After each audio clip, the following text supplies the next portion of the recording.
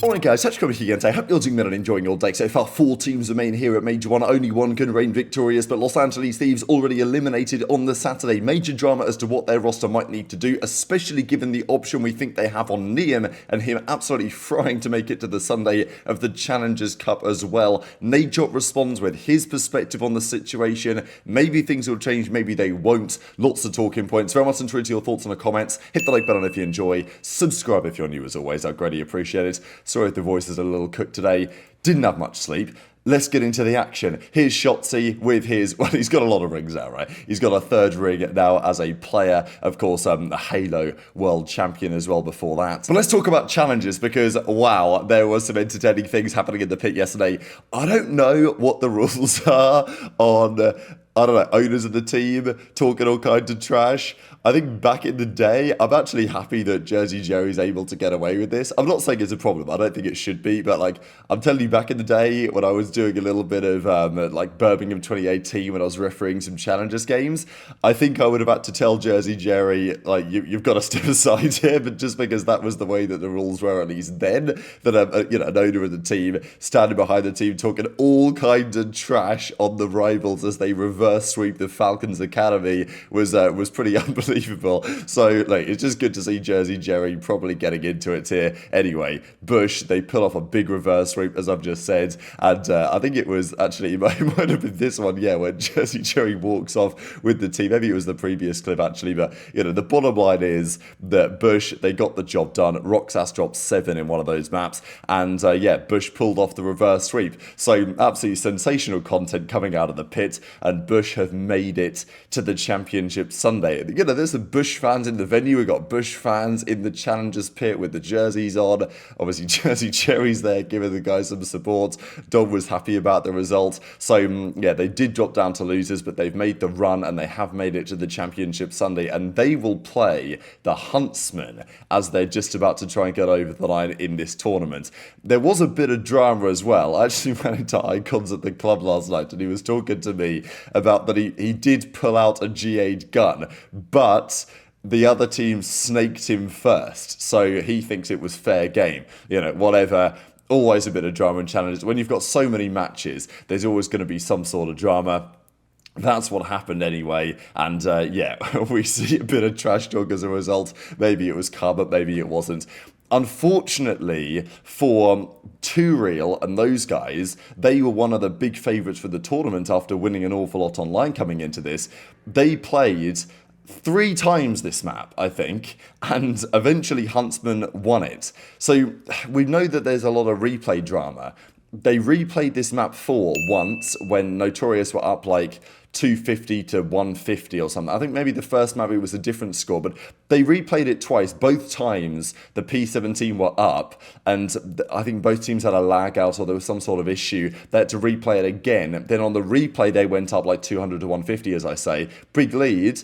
Then it was forced to replay again, and then on the final attempt, they did get the map over the line, but Huntsman won, right? So there's nothing more frustrating than that. You can see by the reaction here, really, that the Notorious guys are like, well, that could have been very easily our series.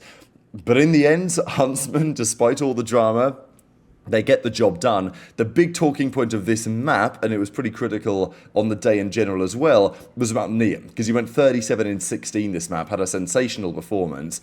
Again, this was like a few maps into the series and a few replays into the map.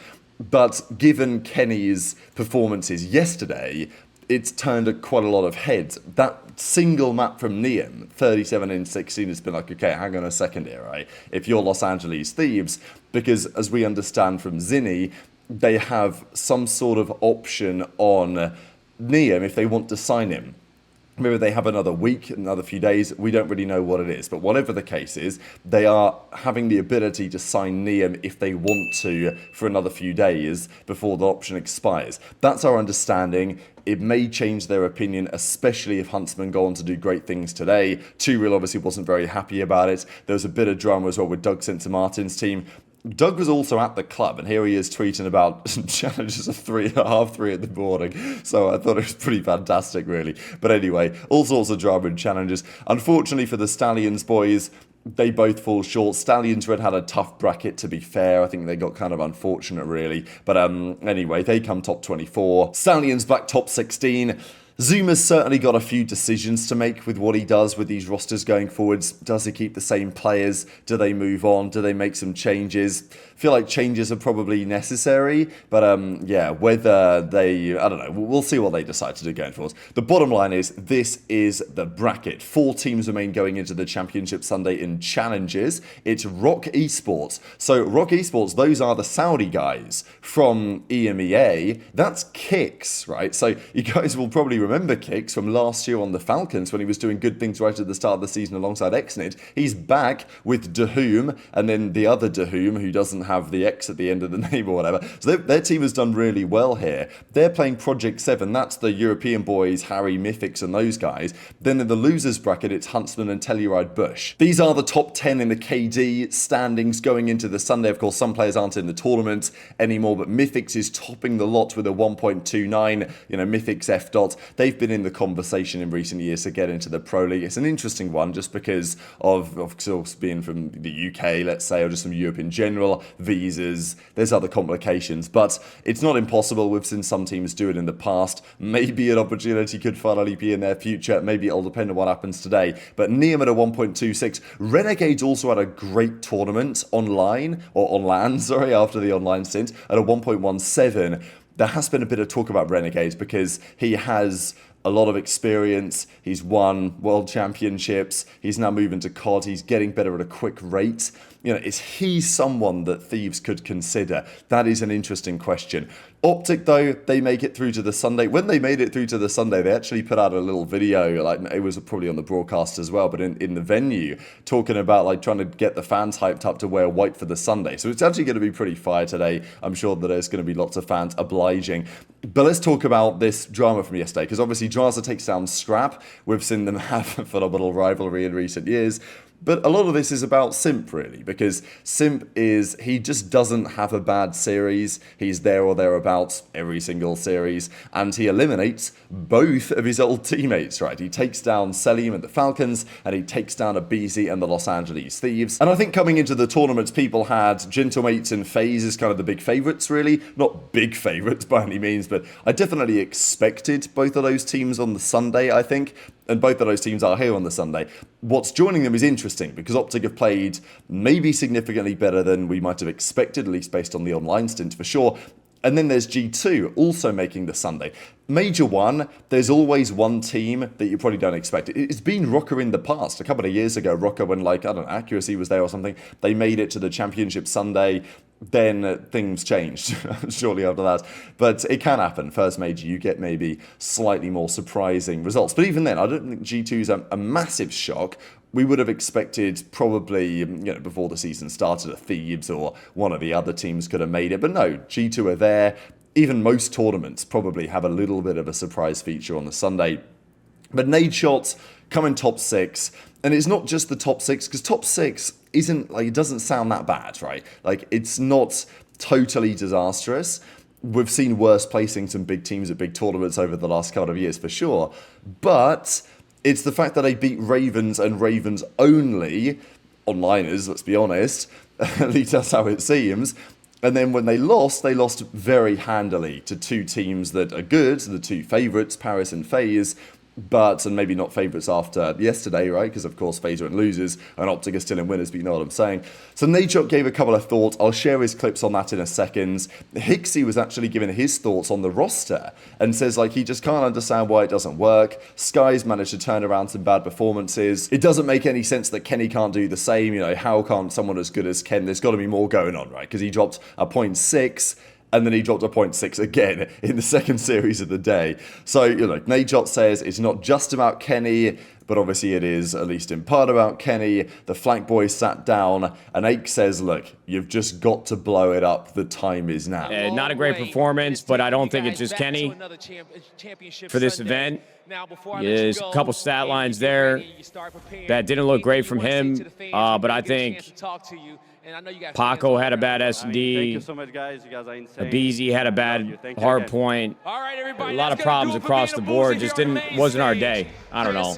I mean, Chad, I'd love to have it be like a fucking reality show and tell you everything that I've been thinking or everything that I think, but, you know, that's just not, in my opinion, the right thing to do. So I'm not going to sit here and mince words with you guys and play politics and try to sound like I'm nicer than I am, but we got to go back to the drawing board and figure something out. Yeah, I mean, understand. Nate has to admit this was a fumble of a roster. All right, yo, listen. Guys, first of all, Yeah, man, they fall I want us to go ahead and rewind, gentlemen, because after we won 2 majors last year, which I loved our team, we bombed out of champs, we bombed out of EWC. Every single player or every single fan that we had was calling for a change. Now, there's things that happen in the game and on the server, and there's things that happen out of the game, out of the server, and we had to make some changes, brother. There's no other way around it.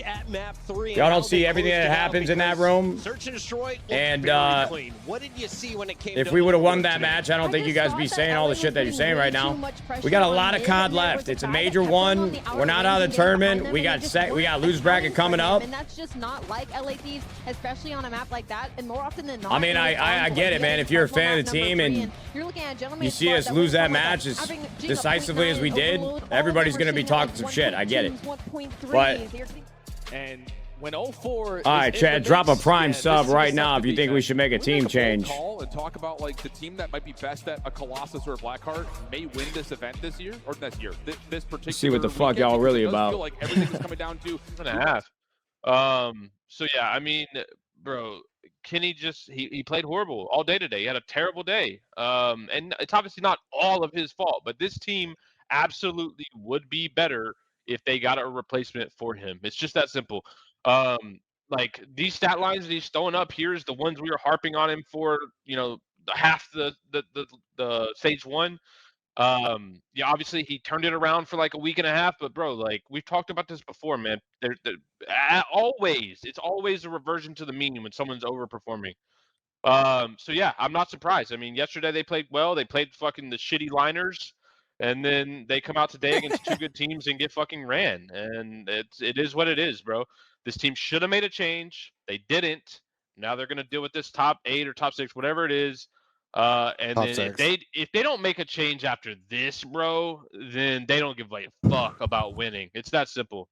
It's that simple. So we'll see what Thieves decide to do, if anything. You know, whether they were at the bar last night having a conversation, who knows. But like OpTic are here on the Championship Sunday. They will be the crowd favourites. It's fantastic that we get to see OpTic versus Gentlemates. I think this is the storyline that was, to some degree, going to make or break the season, right? With Gentlemates coming in, with last year's roster being a non-factor, and then this year putting together a competitive team. Apparently, Gotaga had like 60k viewers yesterday for their series against Thieves. Today is probably going to be more. They play OpTic. This is going to be a well-supported series. And if it's the finals as well, that would be mega. I think I've said a couple of times, I would love to see in Paris Gentlemates versus OpTic on the main stage, hopefully as a final, but certainly as a match, just full stop. But to have it happen here is still going to be equally great, right? So it's a great start to the season in terms of storylines. Merc can become, remarkably, the 4th player ever to win 3 of his first 5 events. The only 3 players to have ever done that are Big Timer, Mercules, and Simp. So can Mercules join an extremely exclusive club? Time will tell.